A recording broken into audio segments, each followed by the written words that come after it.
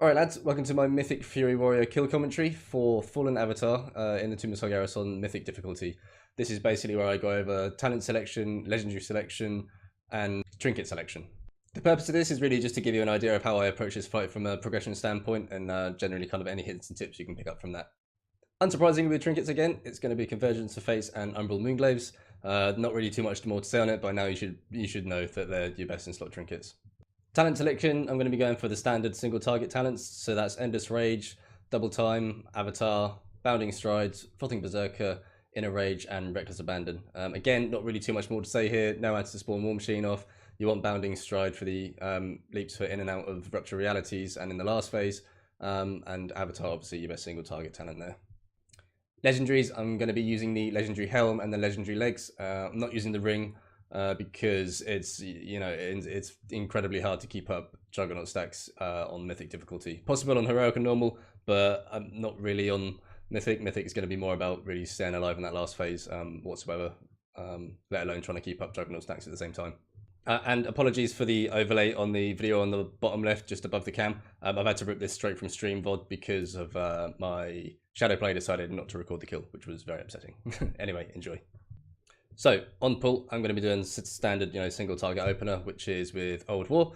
I'm going to be dumping Glaives, Avatar, Battlecry, Odin's Fury, all into the boss. I'm not going to worry too much about where Maiden's going to spawn. I'm not going to delay them any time to try and, drop them on her. Fortunately, the green beam spawned right next to me, so I'm going to get the cleave damage anyway. And I'm going to drop that Focus Chaos forward and then right, because I want to avoid too much going on the purple beam and, really screwing over the guy who's trying to soak the purple beams and do the hard job. So here you want to make sure that you've got Battlecry and preferably Avatar as well for every Maiden shield. You don't really have any other jobs. There's no soaking, here and there, at least for me as a warrior. So my main priority is going to be doing absolute maximum shield damage as possible. Unfortunately, Battlecry hasn't come off cooldown before the Rupture. Quite often it will come off after the Shadow Blades have gone out, and you can quickly get a Battlecry in before and during Rupture. Which obviously means it's going to reset quicker. You're more likely to have it for the shield. But you're really at the mercy of the RNG of Odin's champion here. I think you need sort of something in the region of 3 to 4 procs, depending on whether it happens during Bloodthirst, to be able to get Avatar back for the first shield. Now I'm fortunate enough on this pull that that is the case, and I'm going to have it, which is great news. So I'm going to keep DPS in the boss till the shield goes up. Going to charge over, cooldowns, Rage and Blow, and then just do your standard Battlecry rotation into the boss and really get that maximum damage. You should be doing almost way more than anyone else, maybe apart from Windwalker monks and I guess Arms Warriors, but who are they to the shield?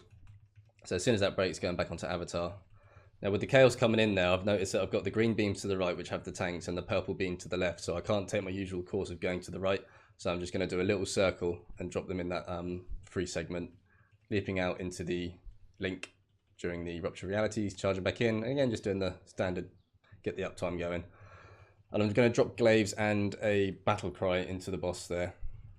Again, not worrying too much about whether I'm going to drop it on Maiden, because that cleave damage isn't really necessary. It's the same reason why I'm not whirlwinding and cleaving my Bloodthirst and Rampages. I mean, we've got 3 Shadow Priests and 3 Fire Mages who are going to do plenty enough cleave. I'm going to be really trying to focus on getting as much single target damage into Avatar as possible.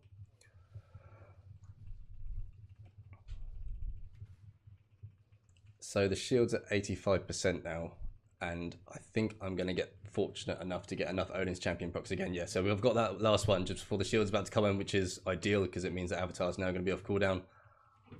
Doesn't always happen, and you get left in this really weird situation where Avatar's got 5-10 seconds left on cooldown, but you've got Battlecry and the shield needs to pop. I usually end up just using Battlecry on its own anyway, just to secure that shield breaking. Gone out of range here, made a little bit, but making sure I'm leaping out for the Rupture and then charging back in if needs be to finish the shield, but it was already done. So making a beeline back to my spot of the room again. After the shields and stuff, you really want to make sure that you're making your way back to your designated area, so that all clumped up after so many pulls. Everyone has their little section, so it's really important to try and keep back to those sections.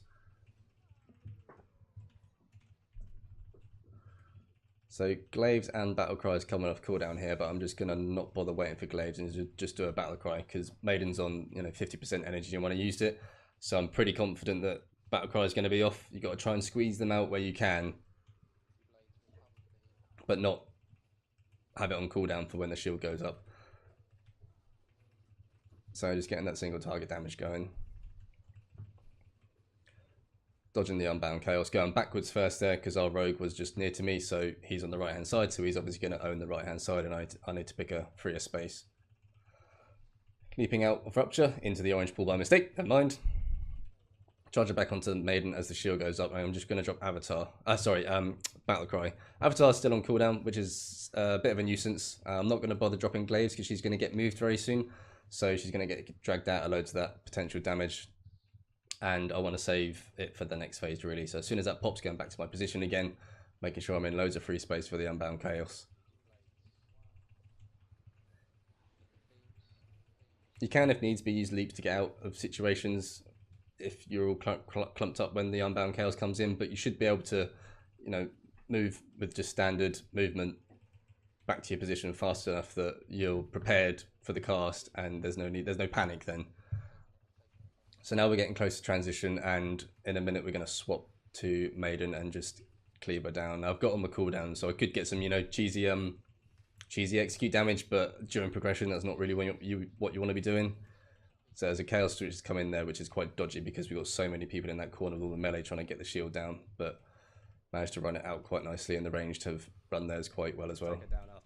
So leaping out as to not get hit by the Rupture, and then just charge back into finish Maiden off as soon as I get back in range. So phase transition, we're going to be dropping down, and we're not going to be bother avalanche potting because we're warriors, so we just charge in. And I'm going to drop Glaives sort of as close to under his feet as possible because he's going to get moved soon. I'm going to use my second pot, Old War, and then just get as much damage in as possible. Keeping an eye out to the right hand side because that's where I need to soak spare meteors if there's any, but fortunately we only get 2, Tank's got 1, Ranger's got another, so I know I can go free reign on the boss, get as much damage as possible, and start getting those Juggernaut stacks. Now, like I said earlier, you're not really going to be able to keep up Juggernaut stacks, especially if you're playing, you know, a bit more conservatively, trying to make sure you stay alive. Battlecry's off cooldown, he's not going to do his Rupture cast yet, so I'm going to use it, get some execute GCDs while I've got, I say high stacks, but high stacks for Avatar, I guess, 9 stacks. I could have got one more there. I think I had 1 second left on Battlecry, so I could have definitely got one more cast, but playing it safe, just making sure I don't die, soaking that meteor and building Juggernaut again. So no dark marks for me, which is good because we're suiciding them. And I'm just going to try and keep in melee range. I almost dropped Juggernaut here. I could have like moved back out and done another charge to close the gap quicker, but I didn't drop it, so that's all right. So again, using Battlecry again, empowering the Juggernaut stacks, getting the execute damage. I'm dropping a bit low on HP here in hindsight. I think I should have been stacked on the right hand leg instead of his left leg. So I've leaped out a little bit early just to get some healing, and I've popped Rallying Cry. Commanding Shout, I still can't get used to that. So moving out, seeing if there's anything I can soak. I'm going to soak that one. But actually I've moved out because someone else was in there. And just again, start Juggernaut again. With everything else going on, I think having the execute ring is really kind of pointless because you're really going to be focused on surviving. Now, I popped Avatar early there because I had 10 seconds left on Battlecry, but I know that by popping Avatar, which is 20 seconds, I'm definitely going to have Battlecry for the last 10 seconds. So I popped it, Battlecry's come off, drop Glaives, maximum Juggernaut damage. Now I've got the mark there, which is unfortunate because we suicide them. So I've leapt out as soon as possible, so I don't risk blowing anyone up. Arguably, I could have stayed in there until like the cast ended, but I was just playing it safe. Now, had we wiped here due to those kind of 3 GCDs I missed in the entirety of phase 2, I would have been gutted, but we didn't, which is good, obviously. So as you can see, phase 2 is really just about staying alive and getting as much damage when possible, making sure things are soaked, otherwise it's a guaranteed wipe, and just doing what you can to help the raid. Well, I hope you enjoyed that. That was my Mythic Avatar commentary. Hopefully you gained some, maybe some useful insights when you can use cooldowns, this, that, and the other. I think I finished on about 1.2 to 1.3 DPS, somewhere in the middle, which is not too bad. It's not amazing, to be honest, but I think that will, generally get higher as kill execution improves. Obviously, we had quite a messy kill where the majority of the raid died due to suicides and stuff. You can follow me on Twitch on Coburn_25 for EU live streams, but I will see you on the next one for Big Red Kill Jaden. See ya.